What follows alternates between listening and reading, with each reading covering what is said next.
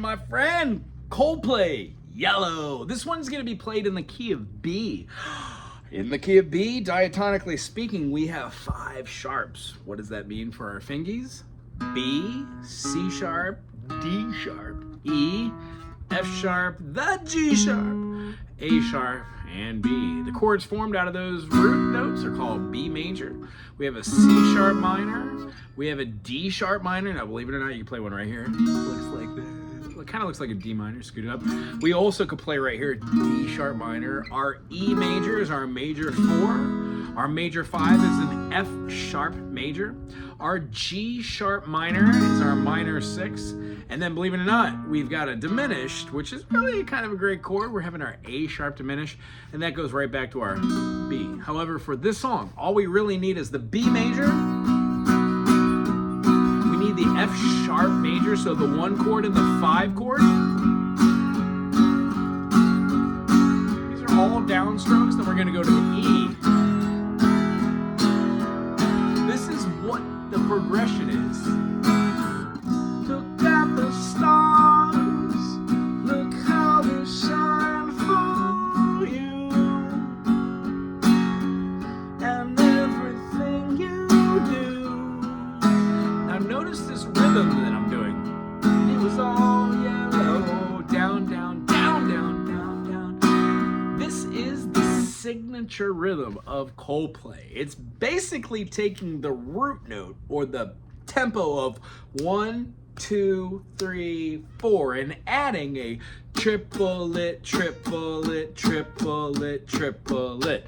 Or subdividing it 1E and a 2E and a 3 and a 4E and up. Anytime you listen to any Coldplay song, that will be the thing that is distinguishable. 1, 2, 3, 1, 2, 3, 1, 2, 1, 2, 3, 1, 2.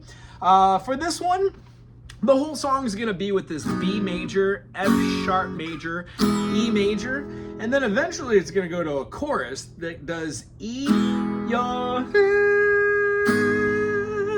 do a G sharp minor, which means you're going to bar up this whole 4th fret with your 1st finger or 2nd finger respectively. If you play with the 1st finger, skip this 5th fret and then use your 3 and 4 finger, your ring finger, and your pinky to play the A string, the 5th, and the 4th string, the D. You get that minor chord there. And then we're going to take that G sharp minor and go back a whole step, meaning we're going to go from the 4th fret past the 3rd fret, land and do the same bar chord and the same root bass, but then add your middle finger on the G string for that note so you don't have a minor, but you have a major as the major 5th. So it's going to sound like this. Whoop, whoop, whoop, whoop. You know I love you so.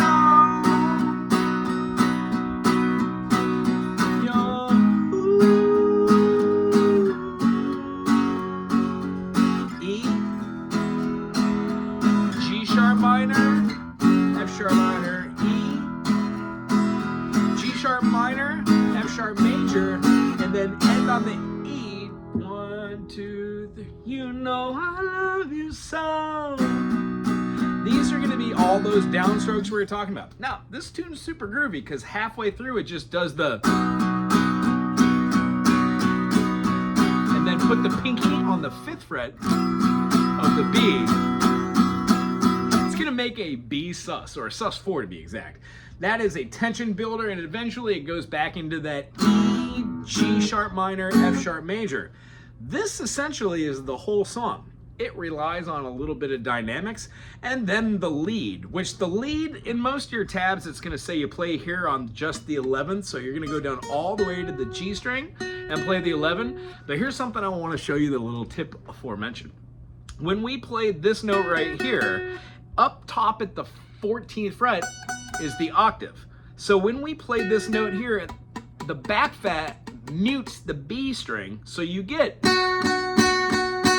this P8. And those two notes together are the signature sound of that really distorted guitar over the top. So I would urge you to play around with not only this 11, right, and then go into the 9, and then going to the 15, but try and do those octaves. And what you'll find is that Those notes, when you play through a distortion pedal, they sound super, super groovy. Anyway, I hope this was great for you. The last thing I'm gonna do here is show you how to play with a capo. If you made it this far through this 5-minute section, which I appreciate, and you don't want to play those bar chords, absolutely. Throw a capo on at the 2nd fret, and then we're gonna be playing an A major chord. And then we'll play a E major chord, and then we're gonna play a D major chord. And this is how we play Yellow with a capo. So we're gonna have down, down, down, down, down, down.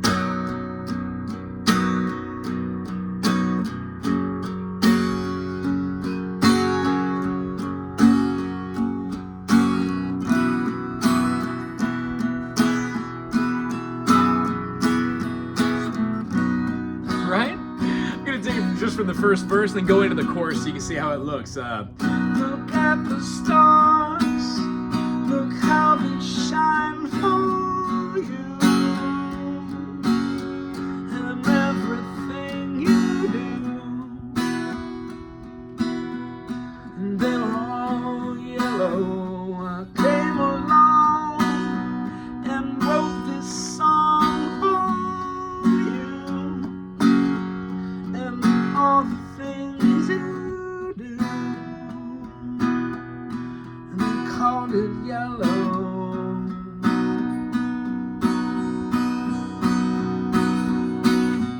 I took my time in all the things you done, all the things you are. Here comes the chorus. It was all yellow.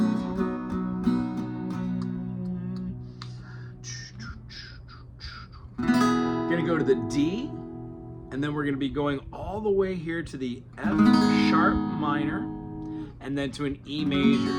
So the E major right here, we should know, first finger here on the 1st fret, and on the G string, play your 1st finger, and then play these 2 notes either with 1 finger or with 2 fingers. So this is an E major. When we remove that finger, that's an E minor. So what I always try and teach is this concept. Take a finger off, move this over, move it under, move it on. These 2 chords are the same exact thing. When we move this up a whole step, we get an F sharp major. But what I want to do is see that minor and then down to the major. So the chorus feels like,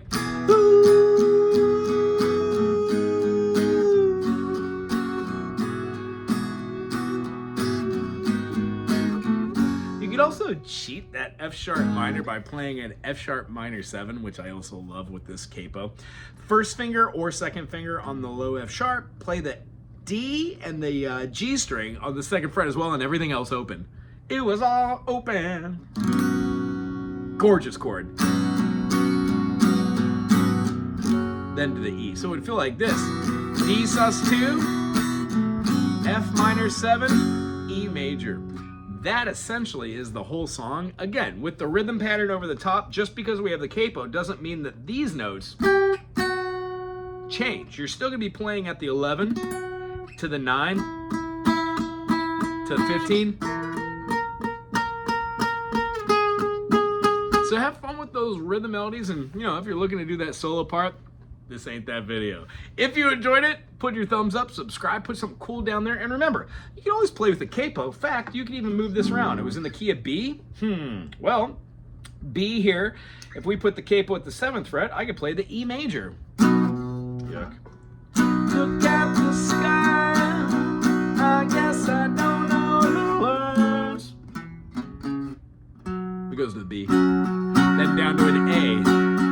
You can move this down a whole step. And for a 3-chord song and a capo, you can move it anywhere. And a really cool thing, if you're playing with somebody else who plays another instrument, per se a piano or a mandolin or a banjo or another guitar, one of you could play in the original intonation and then use a capo to get a higher or a lower tone. Anyway, a little bit of food for thought.